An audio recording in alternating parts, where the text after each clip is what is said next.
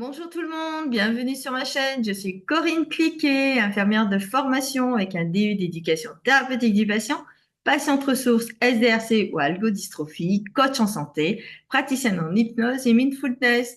Donc aujourd'hui, on va parler d'une pathologie méconnue, mais que vous connaissez, ceux qui me suivent, mais qui touche pourtant des milliers de personnes. Donc le syndrome douloureux régional complexe ou SDRC ou algodystrophie.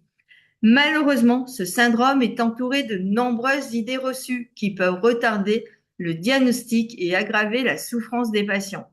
Alors aujourd'hui, on va déconstruire ensemble 10 mythes tenaces sur le SDRC. Restez jusqu'à la fin car je vous donnerai les clés pour mieux comprendre cette pathologie complexe. Le mythe numéro 1, le SDRC, c'est juste un problème de circulation. Eh ben, c'est faux. Beaucoup pensent que le SDRC est uniquement dû à une mauvaise circulation ou à une lésion nerveuse visible. En réalité, c'est bien plus complexe.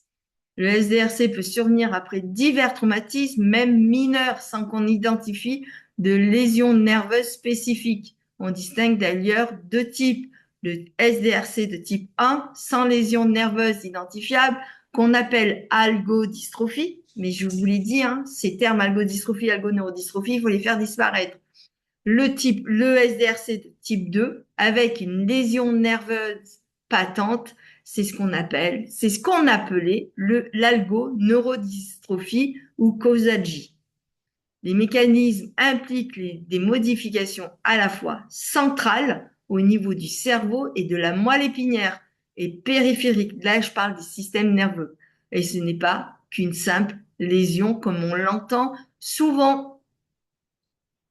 Le mythe numéro 2, ça fait toujours rouge et chaud. Encore faux. Il existe deux formes principales.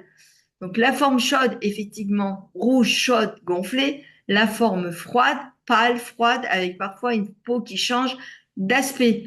Alors comme je vous ai dit, hein, comme je l'ai déjà expliqué précédemment, tout le monde ne passe pas par la forme chaude et tout le monde ne passe pas par la forme froide. Certaines personnes vont faire la forme chaude et après aller directement dans la forme froide. Et certaines personnes feront que la forme chaude, d'autres que la forme froide. De plus, les symptômes sont très variés. Douleur, bien sûr, puisque c'est le syndrome douloureux régional complexe, mais aussi troubles vasomoteurs, sudomoteurs, moteurs et trophiques. Au début, c'est typiquement unilatéral d'un seul côté. Si c'est bilatéral d'emblée, ce n'est probablement pas un SDRC classique. C'est pour ça qu'on parle maintenant du SDRC de type 3 que j'ai déjà signalé. Le mythe numéro 3. Une fois diagnostiqué, ça se guérit vite. Malheureusement, eh ben non. Le pronostic, c'est très variable et dépend énormément de la rapidité du diagnostic et de la qualité de la prise en charge.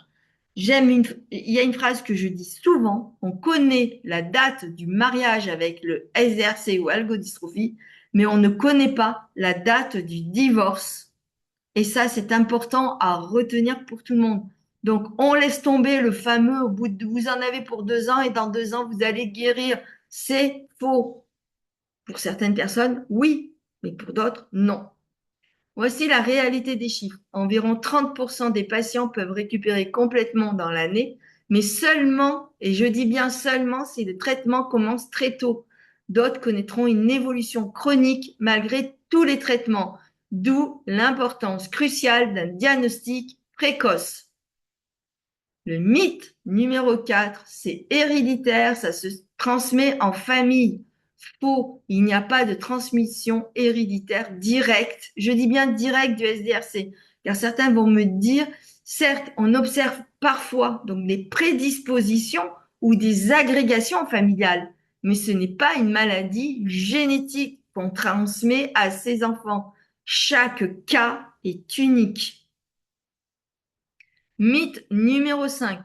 Il faut se reposer et ne pas bouger. C'est l'erreur à ne surtout pas commettre. L'immobilisation et l'inactivité aggravent la pathologie.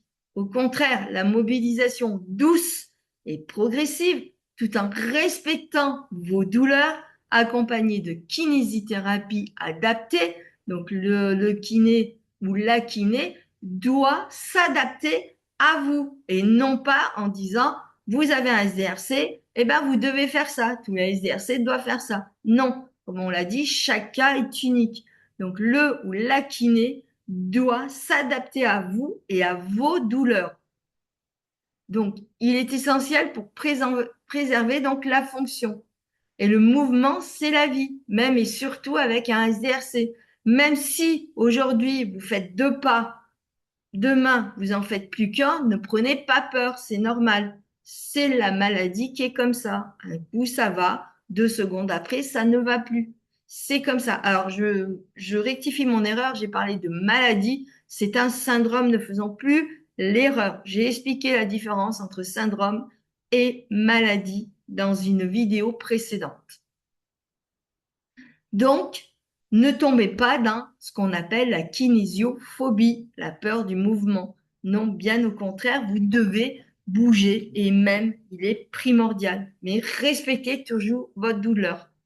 Même si vous faites, voilà, vous avez une SDRC au genou, on vous fait faire du vélo, vous ne pouvez pas tourner la pédale jusqu'au bout, ce n'est pas grave.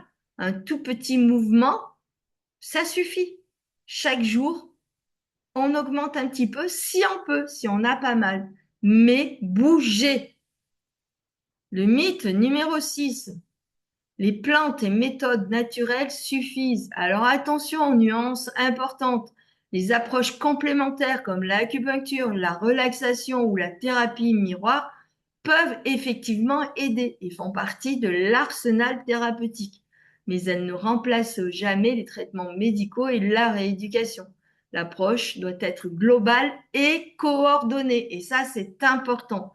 Donc, faire de l'acupuncture, de la relaxation, auto-hypnose, hypnose, tout ça, c'est un plus. Ce sont des compléments. Et parce qu'on le sait, hein, les traitements médicaux comme les médicaments, seuls ne viendront pas à bout du SDRC. Hein. Donc, il faut des compléments. Le mythe numéro 7, la douleur correspond à la gravité de la blessure. Absolument faux. Et c'est souvent ce qui rend le SDRC si difficile à comprendre pour l'entourage. La douleur est souvent totalement disproportionnée par rapport à la lésion initiale. Parfois mineure. Elle peut même être déclenchée par des stimuli normalement indolores. On appelle ça donc l'allodynie. Un simple effleurement peut provoquer une douleur atroce. C'est pourquoi il faut prendre au sérieux la souffrance du patient, même si la blessure initiale paraît bénigne. Mythe numéro 8, ça ne touche que les adultes. C'est faux. Bien que plus rare, le SDRC peut toucher les enfants et les adolescents. D'ailleurs, bonne nouvelle, l'évolution est généralement plus favorable chez les jeunes. Leur capacité de récupération est souvent meilleure que chez l'adulte. Mais là, c'est pareil, je tire aussi un peu la sonnette d'alarme. Malheureusement, il y a chez des enfants où le SDRC va devenir aussi chronique et durer beaucoup plus longtemps, voire voilà, une chronicité peut-être un peu à vie. Donc, mais en règle générale, les jeunes récupèrent plus vite. Mythe numéro 9, si les examens sont normaux, ce n'est pas un SDRC. Attention, là aussi c'est un piège. Le SDRC est avant tout un diagnostic clinique et pas radiographique. Certes, certaines imageries comme la scintigraphie ou l'IRM peuvent aider, mais elles ne sont pas spécifiques. Une imagerie normale n'élimine absolument pas le diagnostic, surtout si on consulte tardivement.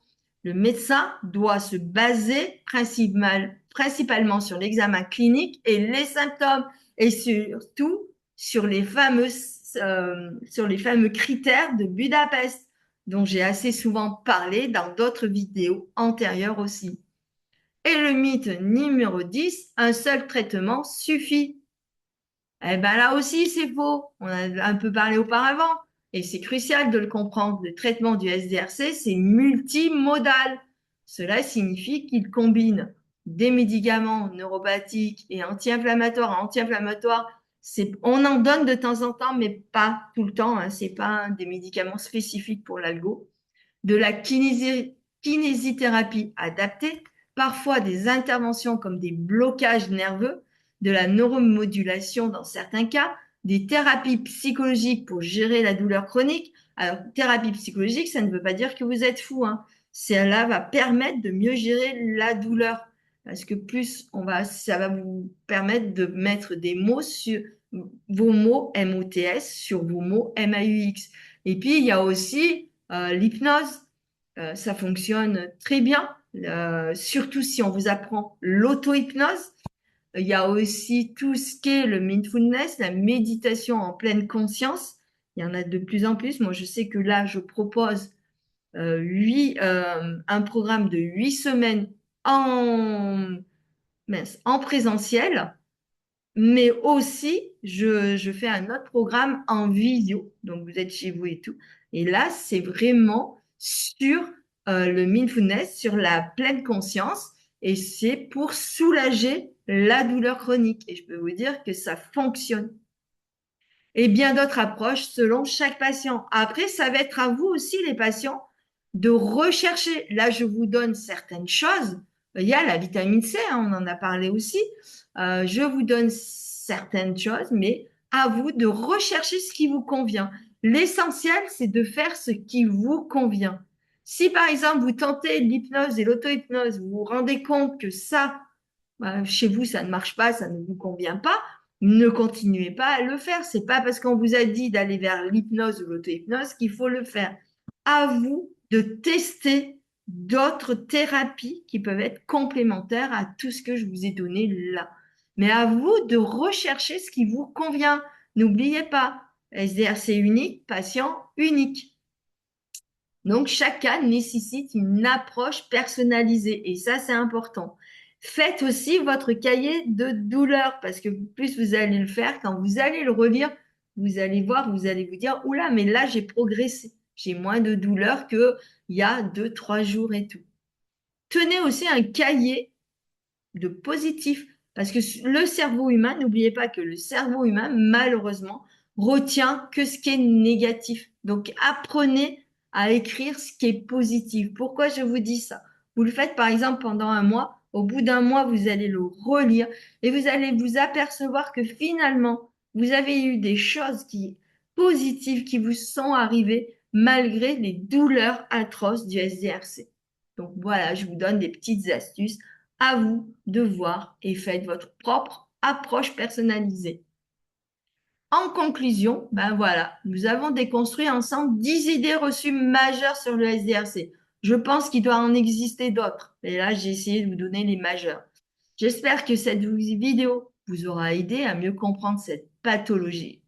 Pardon, je reprends ce syndrome complexe. Si vous ou un proche êtes concerné, retenez ces points essentiels. Le diagnostic précoce est crucial. La prise en charge doit être multidisciplinaire. Le mouvement adapté est essentiel.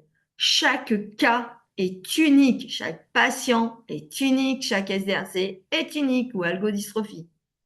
Donc, si cette vidéo vous a été utile, n'hésitez pas à la liker, à la partager pour sensibiliser d'autres personnes.